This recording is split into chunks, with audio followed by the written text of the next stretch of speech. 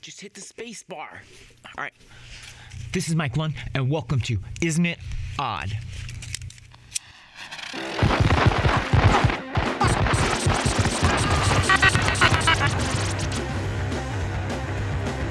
Much of the information being presented tonight can be found in the works of David Icke. Check two. Give me some of this.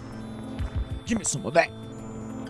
As many of you may know, before we used to roll around with C-notes in our pocket, before we used to have this paper currency, we used to have precious metals, like silver and gold, and to keep these precious metals safe, we would lock them up with our goldsmiths because they had nice, safe rooms. In return, these goldsmiths would issue us paper receipts. We could come back at any time and withdraw what we needed to pay our debts. Eventually, these paper receipts turned into money. After all, it was much easier than lugging around those heavy blocks.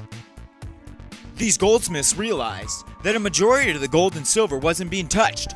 Only fractions of the money were being withdrawn at a time. So the goldsmiths thought, why don't we lend some of this money that's just sitting here out to others who need it, and we'll charge interest on it.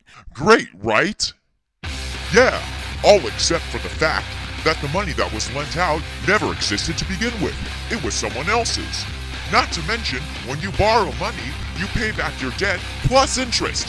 Interest? That's more money you need to come up with to pay the bank for the money that you borrowed that never existed.